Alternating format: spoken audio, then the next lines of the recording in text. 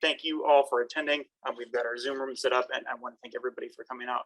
I am John Damra, Assistant Librarian for Access and Outreach Services, and on behalf of myself and the rest of the coordinating committee for iROC, Vivian Milzarski, our Library Director, and Associate Professor of Biology, Dr. Evan Merkhofer.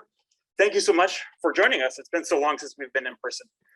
So investigating research on campus is our opportunity to engage with our faculty and get a glimpse into their ongoing research, the things that they're interested in, and ask some great questions and see the product of that, the scholarly pursuits. Just so everybody knows, today's presentation is being recorded.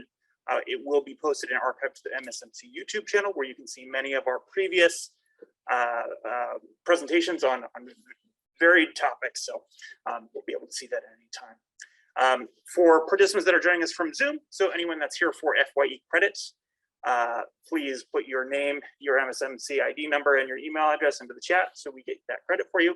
And make sure that you keep yourself muted until we have a question. Questions we'll have at the end, and we'll be watching those chat for those questions as well. And now I'm going to introduce Dr. Evan Merkhofer to introduce our presenters. Thank you. I'm going to remove this panel real quick so this is not in your way. All right, welcome everyone. Thank you. This is nice. This is our first iROC back in person since the beginning of the COVID pandemic. This is also our first hybrid iROC, where we're doing both in person and via Zoom. So this is very fun. I'm really happy to introduce our speakers today. We first have Professor Niemotko. She is a graduate of Fordham University and Fordham University School of Law, where she is a licensed attorney at law, a certified public accountant, and a certified fraud examiner. She's taught for over 35 years, including here at the Mount, and she's won numerous awards, including the New York State Society of Certified Public Accountants Award. She is a member of the New York State Society of Certified Public Accountants since 1991, and she served on its board and the board of its Foundation for Accounting Education. Recently she was appointed to the governing council of the Association of International Certified Professional Accountants. She's got a number of other awards. For time, I can't go through them all. We also have Dr. Moira Tolan. She began her career early in business management and professional sales in New York's financial district. And she's been at the Mount since 1992, where she is now a professor of management. For many years, she served as the coordinator of business graduate programs. Since 2013, she's been an elected member of the board of directors of the Northeast Business and Economics Association, where she has served as conference chair and vice president. She is currently the editor of Proceedings, the journal for the 2021 conference. Her research, it focuses on how to improve management education. So several years ago, with the emergence of the Sustainability Accounting Standards Board, Professor Niemotko became interested in the concepts and implications of sustainability accounting and reporting. So this is going to be some of the content we're going to hear about today. Consequently, she began to incorporate these topics into her graduate and undergraduate accounting curriculum. So as an accounting educator, she thought it was crucial to teach students how these market-driven sustainability accounting and reporting forces affect companies, affect financial assessments, and the financial world. And these were seeds that were planted for the upcoming book, Sustainability Accounting and Reporting, The Evolution of Management Accountability. Just real quick, I forgot to mention, if you are in the audience, please mute your phones. If you're on Zoom, if you don't mind just muting your microphone. So if you would join me in welcoming our presenters, Professor Niemotko and Professor Tolan.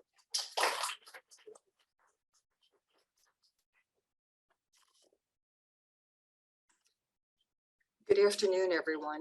We're so appreciative to have this opportunity to take this time to talk about a topic of great interest to us, the area of sustainability. And I just wanted to share, a number of years back, I felt I kept coming across this term, sustainability accounting and reporting, and it really piqued my interest. So I started Googling and researching, well, what exactly does it mean, this sustainability and this sustainability accounting and reporting? I guess the word accounting in there really drew me towards that. And everything that I found, everything that I researched and looked up, had to do with pursuing sustainability endeavors. And I thought, well, that's not really telling me too much. Well, what does that mean? So I kind of was going like in a circular research. And I even came across this entity, this authority, the Sustainability Accounting Standards Board. So I thought, oh, wow. So they even have whatever the sustainability is, they even have an authority that oversees it. I have no idea what they do. So I have no idea what the purpose is. So that kind of was what got me started with my interest in the sustainability. Okay, and my clicker is not. Ooh. Click here and then you should be good. Perfect. Thank you. Now that thing is gonna kill us. Okay.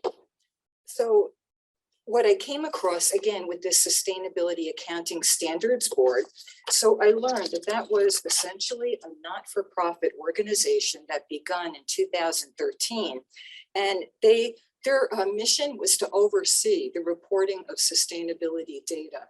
And what really caught my interest with that was that Michael Bloomberg was the chair of the sustainability board. So I thought, wow, okay, well, maybe if he's interested in this, there really must be something to this. So it really, got me thinking and researching and trying to understand this concept. So essentially, the Sustainability Accounting Standards Board has a very broad definition of what they mean by sustainability.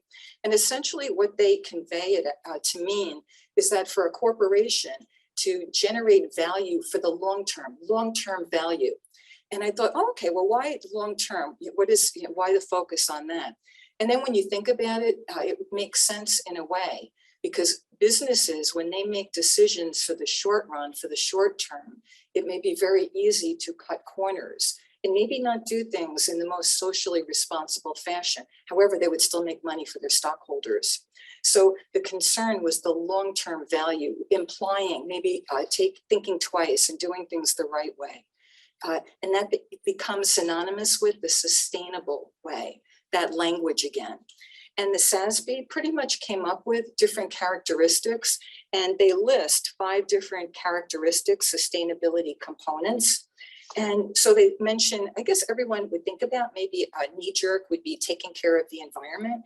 And that's certainly true. For corporations to be good corporate stewards of the environment, to be responsible in how they deal with the environment, minimizing the damage to the environment as far as pollution to the air or how they dispose of their products and so on. So in that sense, very important.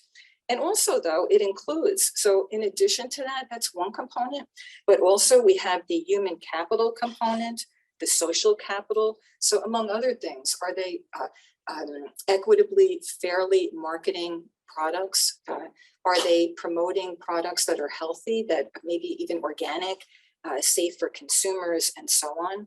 And also the business innovation, the leadership. So again, backing up, how do they take care of their employees? Are they providing fair opportunities for all? Is there diversity within their ranks? So all of these components together. And then in addition, the leadership. So kind of the message from the top. What decisions does the management make regarding running the business entity itself? And so for instance, one example would be, how about the supply chain? So if a company needs to purchase raw materials, are they respectful of other communities if they're importing even from other countries that are maybe mindful of child labor? Are they respecting child labor laws if they exist in different countries? Are they looking into maybe protecting indigenous peoples, rainforests, that type of thing? So all of those decisions regarding the supply chain have to do with the message from the top. So management, are they running the company in an ethical, mindful fashion? The sustainability of the leadership and the governance. And so also this really, I thought was so important to incorporate in our classes, because we talk about in accounting, historically, how have we gauged a company? How have we come up with the assessment of a company, whether an investor or a bank would be willing to deal with that company, to buy the stock, to make a loan to that entity and so on. And always historically, 10 years ago, 20 years ago, 30 years ago, everything was the numbers, quote unquote. So the ratios, we would look at the earnings per share. We would look at the different mechanisms that basically dealt with the bottom line, the numbers, the profitability. And that was like, we kind of period, end of conversation. We stopped there. But now with these sustainability components, we have the market is really driving businesses, driving management to incorporate these factors, these variables, these, can we say, management decisions reflecting sustainability into the business plan of these businesses. So now companies can have the profitability, but if they are involved in maybe some type of scandal where they're not treating their employees properly, or they're unduly damaging the environment or dealing with things in an irresponsible fashion, there's going to be a backlash. So we also, in addition to the financial variables that impact a business, need to look at these non-financial, we'll refer to these sustainability concepts as the non-financial factors as well, that influence, can we say, business dealings, and also potential investors, creditors, their interest in the company. And so, I'm going to just add one thing. It's very important that our students learn about this now, because we do know that some of these are going to be mandated in the near future. You need to be able to think non-quantitatively and about the qualitative issues, or you're going to be left out. I think if you get involved with it right now, you could be ahead of the curve. Yeah, well, we were ahead of the curve. We were ahead of the curve because we started incorporating this before there were any courses on sustainability, our classes. And I think it's almost irresponsible not to include this, especially in the upper level accounting courses. We can no longer, put our blinders on and say the financials, everything. As much as I promote the financial statements and how important they are, and we learn everything about preparing them, but that's not everything anymore. And I think that's important to acknowledge, and I think we do. And the reason I'm here is because the management people need to know these things too, because you can't be effective at reporting on these major qualitative issues unless you are able to lead people correctly and motivate them well and have them care about the well-being of people and the earth and et cetera, ethics. And that's exactly right. That's how the accounting and the management go hand in hand. So we have our work. And so our new book is called The Sustainability Accounting and Reporting, the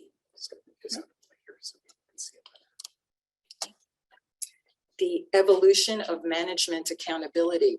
So really, it has to do with the assessment of a company. That's the accounting, the financial component.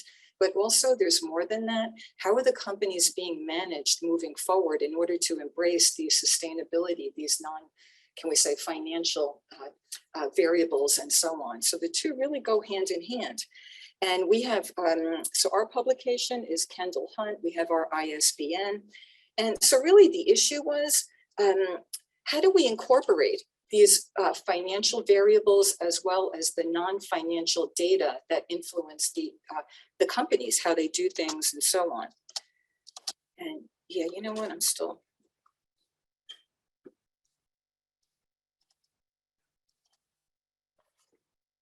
Thank you. So I just wanted to share, with that said, this is an overview of the components of our book. And we started out talking about exactly what we mean by the sustainability accounting, and we elaborate on the different sustainability topics, and then how that impacts management. And then also, what really interests me with this, how did we get here? Why is sustainability of such great importance at this point in time? What's different with the demands, the interests of investors and creditors today? Why are they the languages that the market forces, in other words, the voice of potential investors and creditors, are demanding this or commanding this of businesses? Why today?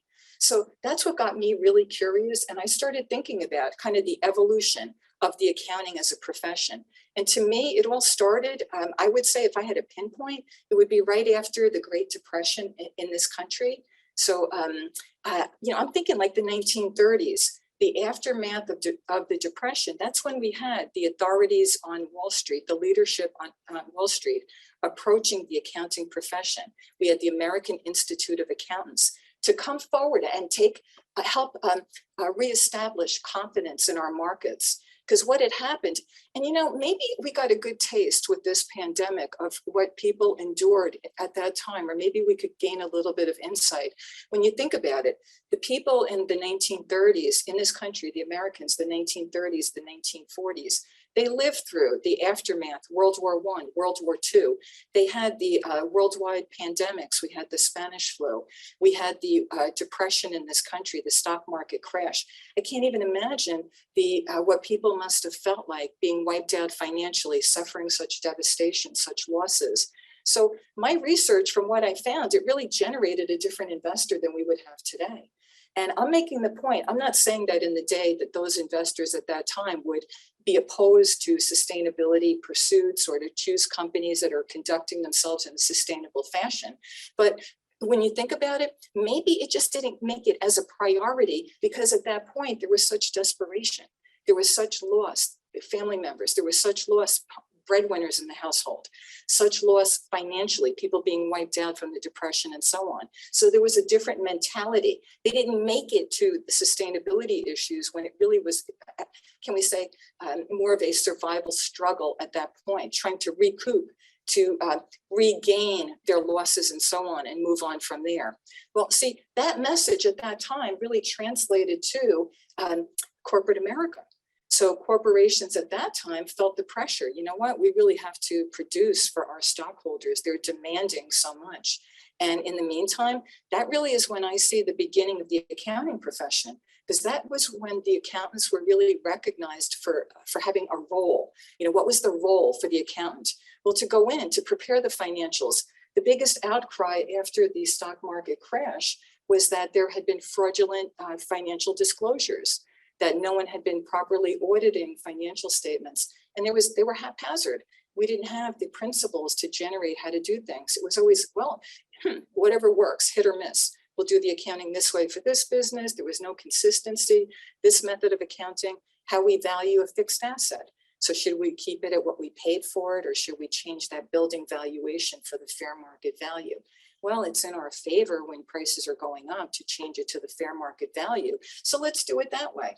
Well, there was no authority to oversee that or to prevent that. So that's a taste of the type of problems that we had. And then from there, we see the evolution of the accounting profession. The AIA eventually moves on, it morphs into so many other organizations, eventually becomes the AICPA, which at one point was the American Institute of Certified Public Accountants. Today, the AICPA has changed over. Now they're the Association of International Professional Certified Public Accountants. So we're constantly evolving, and it brings us right up to the present time, because where we are now, the evolution has brought us to Sustainability Accounting and Reporting Standards Board. So that's another authority on the scene that kind of brings us up to the present. And we get into that and research in greater detail, as you can imagine, in the book. But that's just to give you the gist of the type of the research. And also, what I think is, what we found though in our research is that despite the short-term focus and the financial statement focus and the quantitative, we found that some of the most prosperous companies since the Industrial Revolution or the early 20th century are those that did embrace sustainability. So we report on a bunch of those as well. They've always had concern for their employees, knowing that if they didn't, then the customers wouldn't be treated right. So we go through a bunch of case studies of companies that have always built what we know of now as sustainability into their practices. Yeah, and as a matter of fact, they didn't even know there was a name for it when they were doing it in the day. And there's a few, very much, to that point. And also, the other extreme that we found as well, which was maybe surprising, maybe perhaps you would be more aware of this, but even during World War II, how many of the American companies collaborated with the Nazis in pursuit of profit and so on. So we explore all of that with the various companies as well.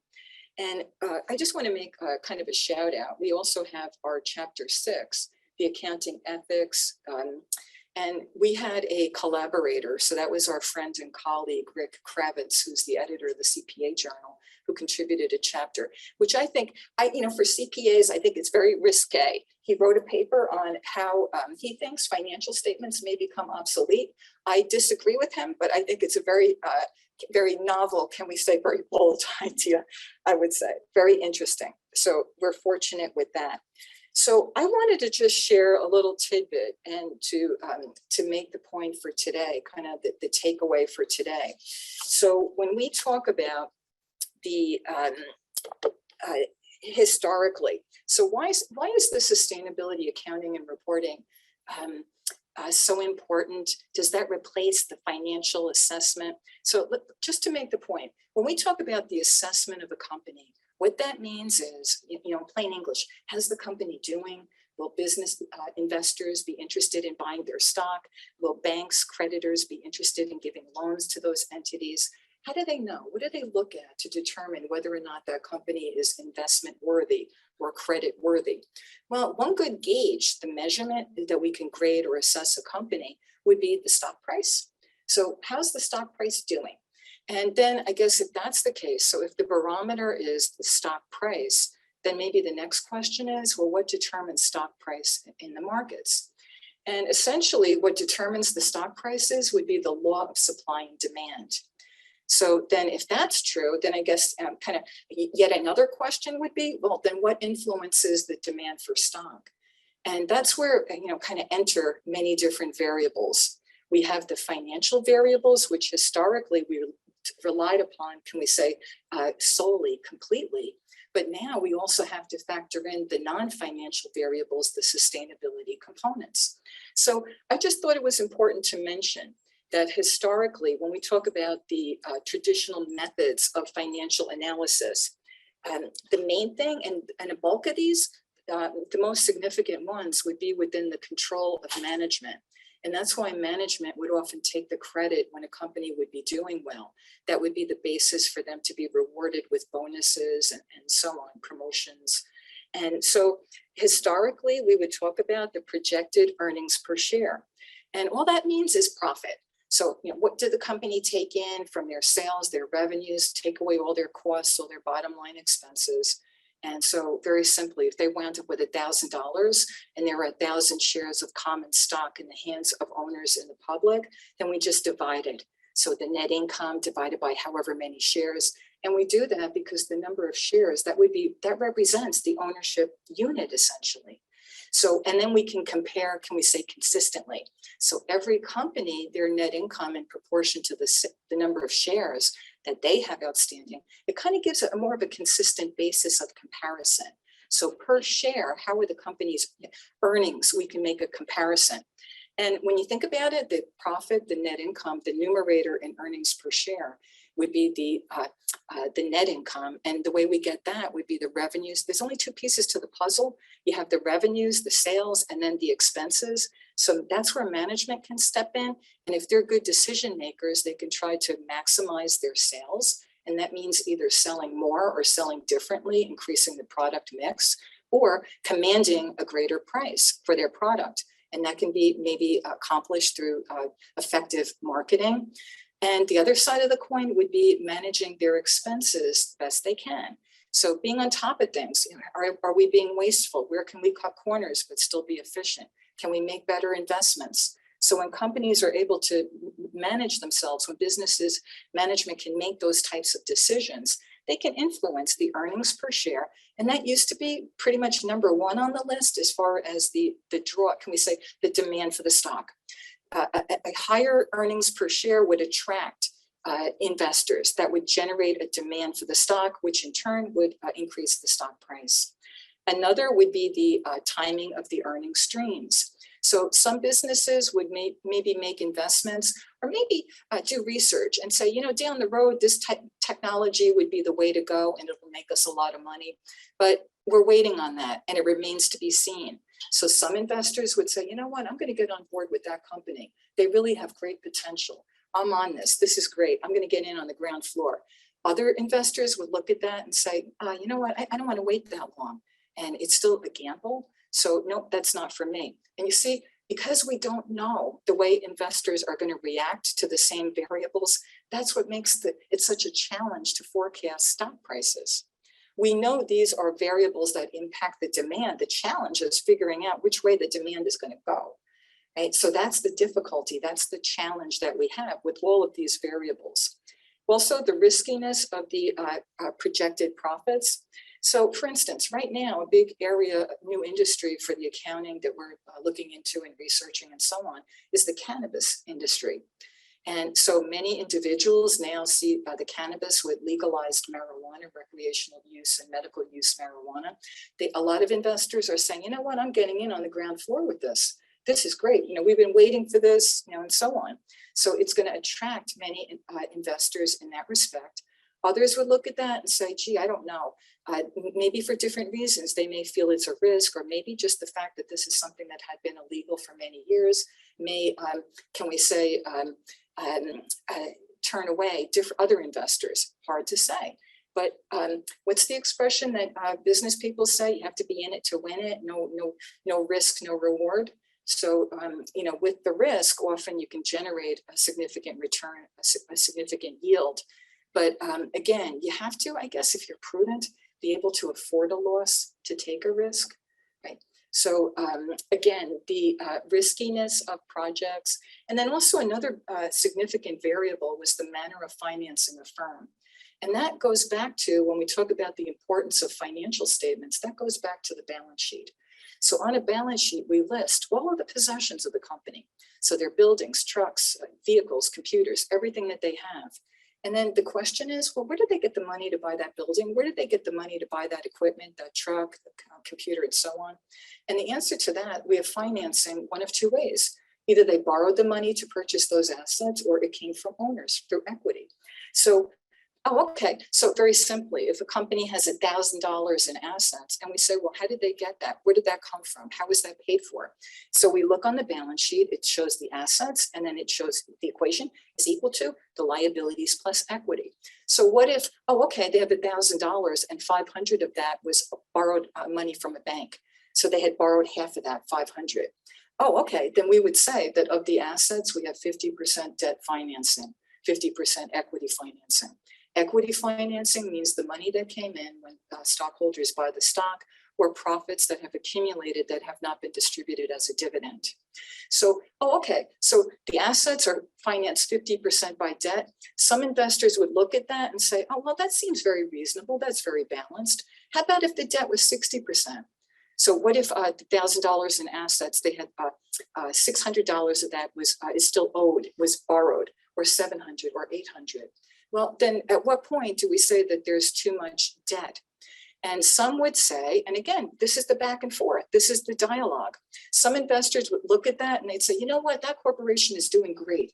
It's fabulous that they have all of this debt because the interest rates have never been lower. So they're really wise to generate the money that they can to borrow short on the low interest rate.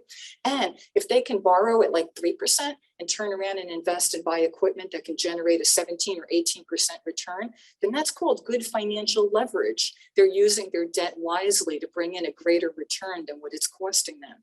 So kind of, keep at it. What some investors would say, this is great. And that coupled with the fact that the interest would be tax deductible is another bonus. Other investors would look at that and say, wow, 60% debt, 70% debt, that's a gamble. Are they going to be able to maintain those payments? That's stressful for that company, financially stressful.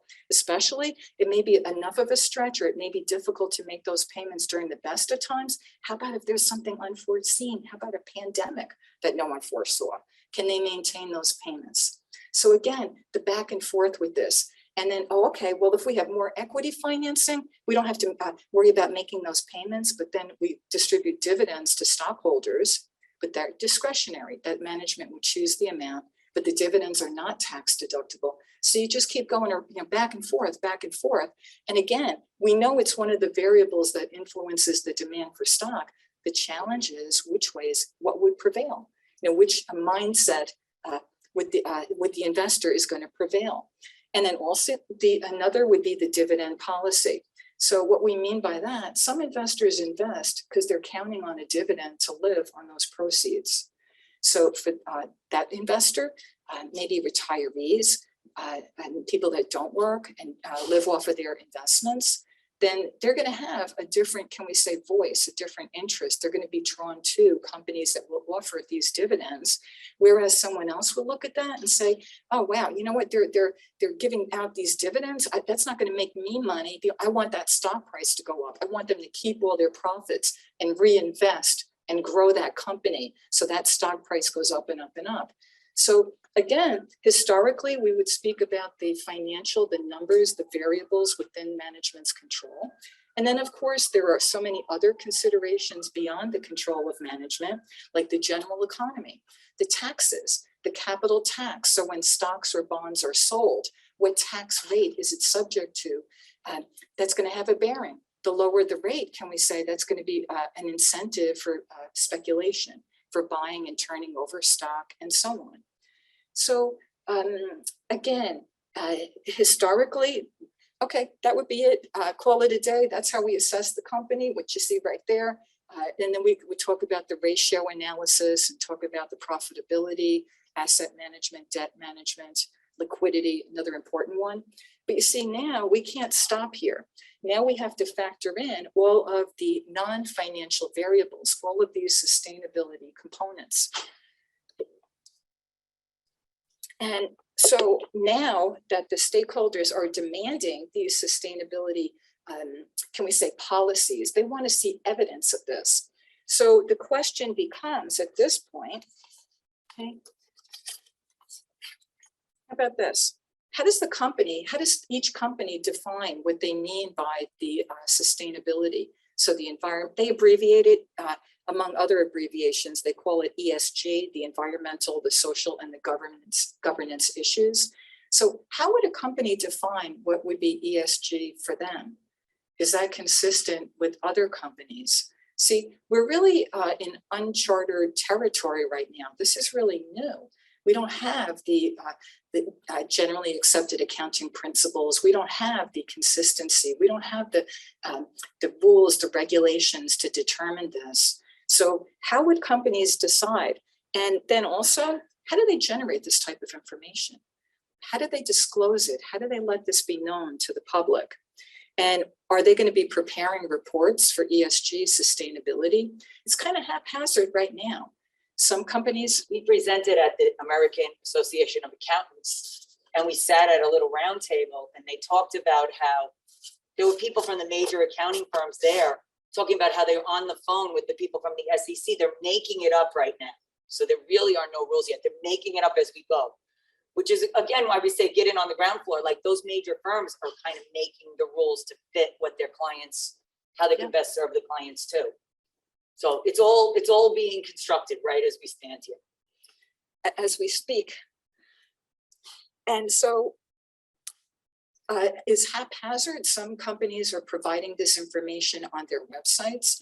Others have separate sustainability reports that they publish, and others are providing the data along with their financial reports. So it's kind of predominantly a financial report, and then they have a sustainability component attached with it. They call that the integrated report. But you see, how should it be prepared? Should we have one format? And right now in the US, generally, the American companies are providing this data voluntarily. So we don't have the regulation the way other countries do, in Europe, for instance, and so on. But the other thing with the standard format, it's very, very hard to dictate what the standard format should be when you're talking about qualitative issues. It seems like very easy to stretch, just how they were stretching the truth with the financials sometimes. It would be very easy to do the same with when you're talking about water usage and the way you treat your people. It can be very arbitrary. So there's a little bit of a problem trying to dictate what everybody should get. Every company operates very differently. So what are the issues in that industry and that company? Yeah, and they call that, actually they call that the metrics. So the measurements, how do they measure all of these non-financial factors? How do we get a gauge of this? So essentially, we have different authorities. There are different sustainability can we say, standard setters that are out there. And the main one, or a main one, is the Sustainability Accounting Standards Board. Another is the GRI, the Global Reporting Initiative. The UN is on board with this also. So there are many authorities out there that are trying to provide assistance in being able to present this data, to be able to report this data. So I wanted to share with you, this is an example of one of the metrics. So this is provided by the SASB, the Sustainability Accounting Standards Board. And what you do when you go to their website, their search engine, they have the different industries. So whatever industry your business, whatever would be applicable, you go to the industry. So I just chose one. This is for the agricultural industry. And so dealing with fair labor practices, and they have two metrics. And one, they have their 101.17, and that's going to be quantitative. So they're asking for can we say, financial data. And the other metric, 101.19, is going to be qualitative. And that allows the business to provide a narrative as a description. So for a quantitative metric, they want to know for agriculture, for farming, and so on. That's going to be the total recordable injury rate. So for workers, any fatality rates, they call it near miss frequency rates for, so what are the safety records? They want the data, the numbers for this, and whether they have for seasonal, for migrant employees, whatever the case may be. So again, these are going to be the numbers presented as far as outcomes. So the number of reports of injury, whatever the case may be, hospitalizations. And then also for the narrative, so that would be something that the businesses could keep records of with this type of these occurrences. And then they could provide comparisons with other industries, other companies within that industry. And then also they have a description. So what are they doing to assess, to monitor, to reduce these safety risks to their employees? So with that, they're able to generate a dialogue, write a report describing the measures that they're taking and so on. So this would be an example of how to formulate this information using these measurements that these authorities are providing in order to report what they're doing. See, these companies realize that not only do they have to incorporate these sustainability practices, but they have to be their own cheerleaders. They have to be able to present this to the public as well. And also what's interesting with this is the SEC just last year came up with the mandate that so US companies, when they provide their annual reports, their 10Ks, they have to provide data dealing with human capital. So again, something new, we're evolving. And another issue that arises with this, who's going to be responsible for preparing these reports? Is it going to be the management of the company? Is it going to be the CPAs? Well, I'll just say this. If I was the CEO of the AICPA, I'd be meeting with the Security and Exchange Commission to put it in their head, plant the seed to make the case that this should be under the umbrella. These are new services that CPAs should be providing. And why do I say that? Well, just so you know, accountants can prepare financial statements, accountants can prepare tax returns, but the one service that can only be performed by certified public accountants, the reason why we get our license, the one service is to provide certified audits. And we have to go through training to be independent in order to do that. It's a big responsibility because people rely on the data that we're confirming. So I would just make the case that if we're going to be reporting on sustainability data, that we need assurance services for that information as well. So who's going to be validating? Who's going to be confirming? How do I know that what they're talking about with injury rates and so on and so forth are accurate? Can we look at the data? Can we confirm that? And I make the case, I think that should fall under the umbrella, the arena, the services of CPAs as well. If we audit the financials, I think we should be auditing the non-financials. So again, that's my thought on that.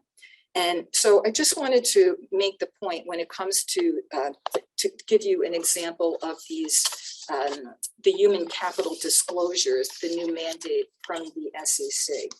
And this was something that was in the September.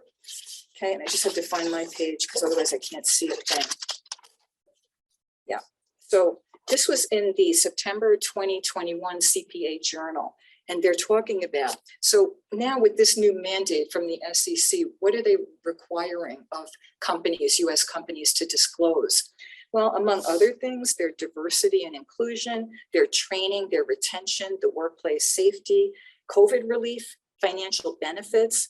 So for instance, with diversity and inclusion, the number of workers that had biased training, diversity on the board of directors, the senior executives, gender diversity in the recruitment activities, just to give you a taste. So right now, it's very interesting. The SEC is saying to the public companies, provide data pertaining to human capital as it would be, can we say, pertinent to get an understanding of your business. The SEC is not telling them what to disclose. They leave it up to the businesses. But you know what? We're heading in that direction now. We're heading in the direction of mandating disclosure for sustainability. We're not as far, we're not there the way other countries have this mandate, but we have little baby steps in that direction. So I'm gonna, I don't know how we're doing on time. Go next, good. So this is about 30 years old. This management writer came up with the 3 Ps, the triple bottom line that I'm sure all the business students know about. You can, and his he posits that only through addressing all 3, the people, the planet, the profit, can you truly be sustainable. And as you look into that, he came up with that. But as I mentioned before, if you look back on prosperous companies before this point, they always realized, and it's not pure altruism, that if you didn't take care of your employees, it's going to be very, very hard for you to be environmentally sustainable. And it's going to be very, very hard for you to be profitable. So we really see the best functioning businesses from the beginning of time have always addressed these 3 areas. So it really wasn't that novel of a theory. So we looked at, in the book, we look at 3 companies. One of them, I'll start at the bottom, 1759, this is the Guinness Brewery. The reason we went in depth to that is because we had an author of a book of God and Guinness come here several years back. And he talked about how novel it was in the 1700s for Arthur Guinness to come into Ireland where all the people had inadequate water and they were drinking gin to survive laying on the side of the road. And he put them to work, and the same thing with Ford and the Watsons at IBM as well. If you don't have a working class that's healthy and of sound mind and have some opportunities, you're never going to be successful. So Guinness put in schooling, all the students were eligible to, all the workers were eligible to go to school after they had worked there for a couple of months. He put in medical facilities. He actually built housing for the employees of Guinness. And it still goes on to this day that they treat their people very, very well. And in turn, they've been highly productive since their inception. And then Ford came up with it too. And what he did, same thing, if I give the employees this huge raise and tie it to productivity, almost like a commission based, that will really elevate the output because he was all about productivity. But he kind of raised the bar across the whole automobile industry by doing that.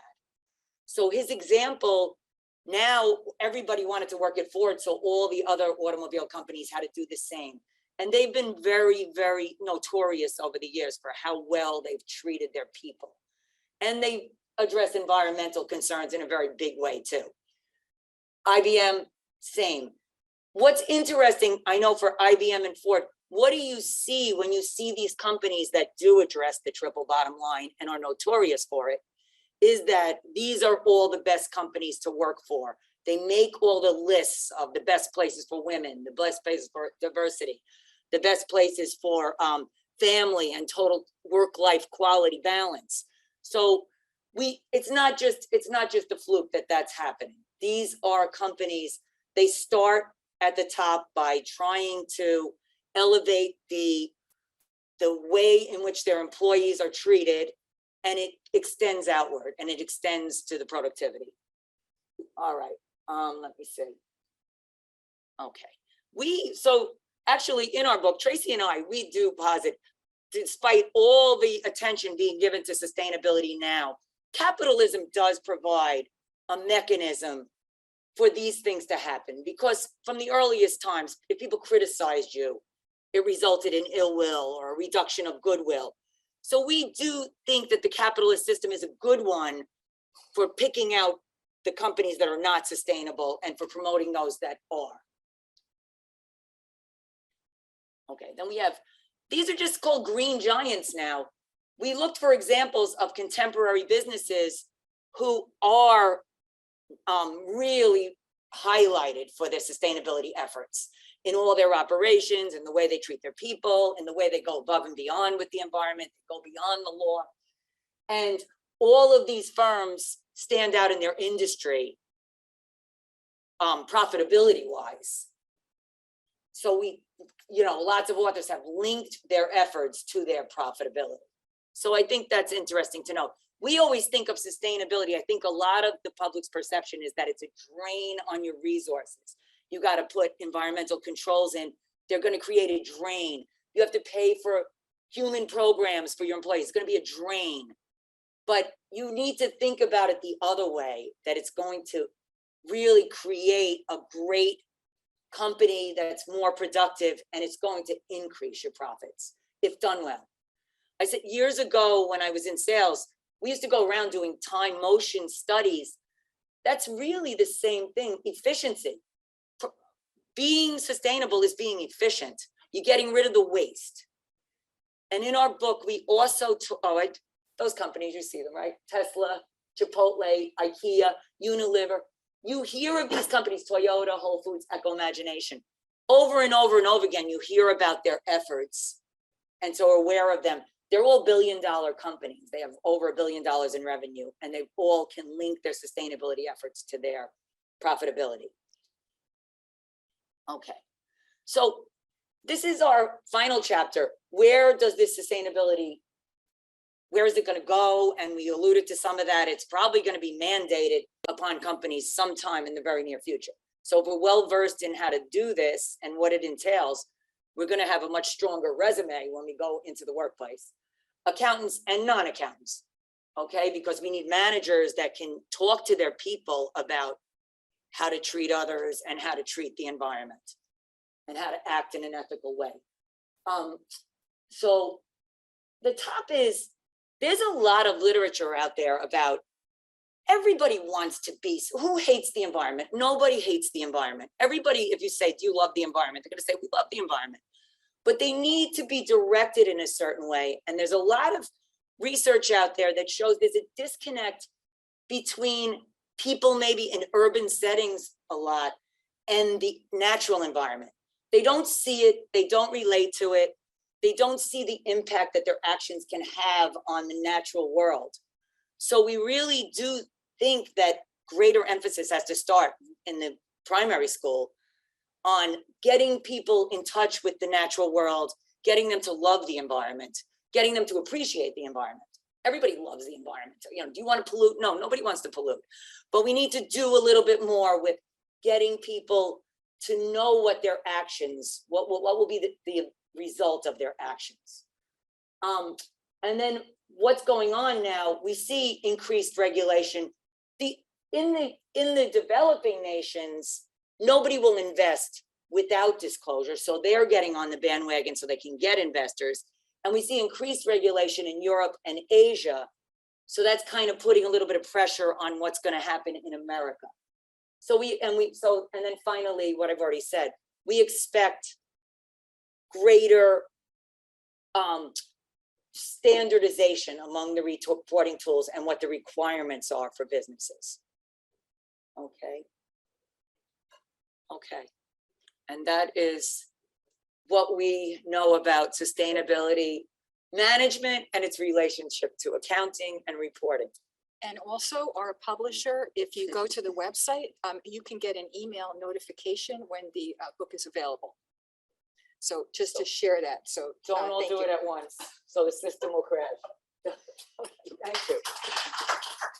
So we have time for questions. so if there are any questions, I'll save this up here. If there are any questions from people on Zoom, you can put those in the chat and John will convey those. If there are questions from people in the audience, we do have a microphone that I will bring around that you can ask your questions to our presenter. Professor Force. Just gonna grab the microphone so if you He's want. been taking notes back there. Oh, God.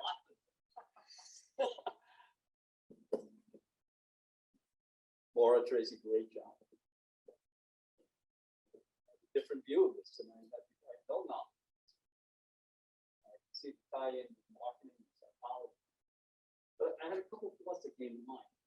It's sustainability privilege. Talked about, we were talking about the companies that are dealing with, just trying to stay alive, they may not get to that level. Then I started to think about maybe the reframing of Maslow, that whole self-actualization, that hierarchy. The other thing is that the message is powerful, it's timely, and it's close to home. We're pick up any type of news outlet and you're seeing the whole discussion about Facebook. On how they're really being, hammered for, what they say they are and what other people are saying.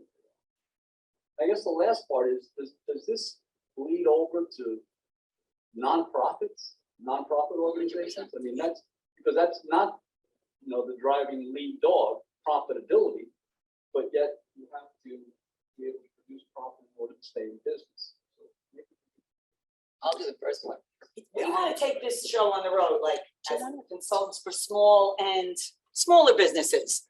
Because the perception is that this is too costly and we are not privileged enough to get solar panels and to do all these things and to implement the environment, the efficiencies that are necessary. But it's not necessarily true. There's a huge cost savings that can be involved if your people are all on board and they encourage everybody to not waste things. Don't throw these things away. Let's try to think of new ideas of ways we can do this better. Let's have open communication about ways you do your job better and more efficiently.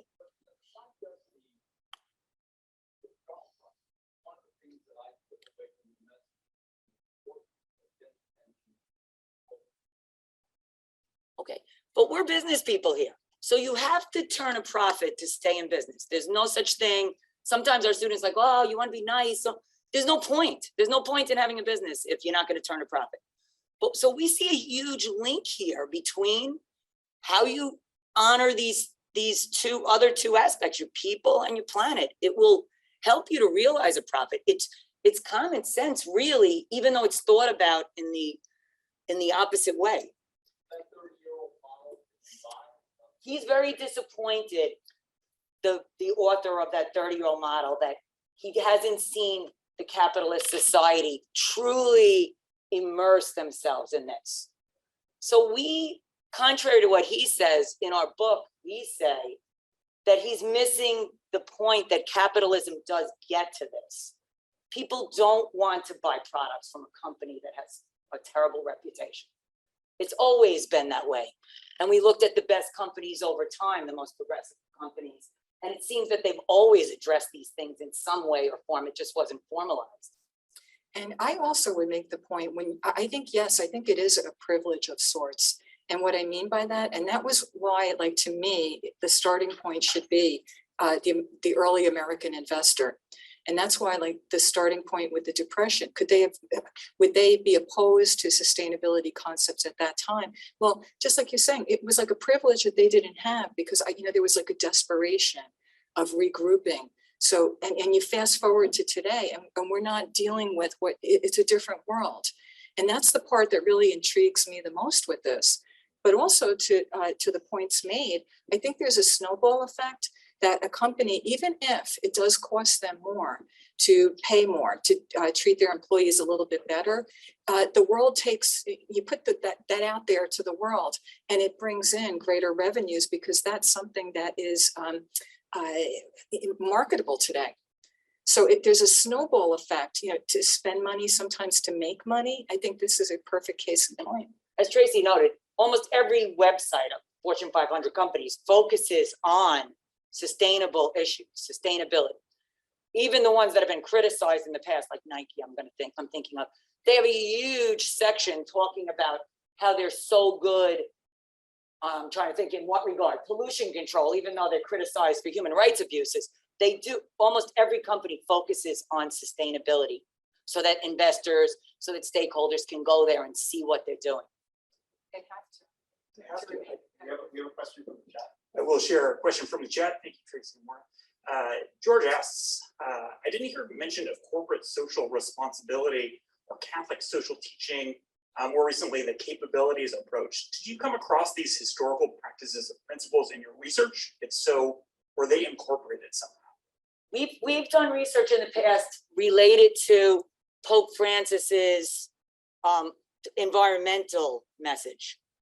And we talk about how capitalism and religion can go hand in hand, because you can be doing all these things and flourishing as a business. There's no reason that there has to be a disjoint there.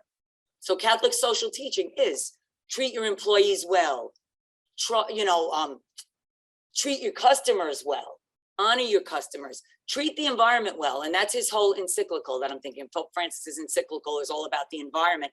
But we posit in our book that you can't get to the environment until your people are motivated and trust you.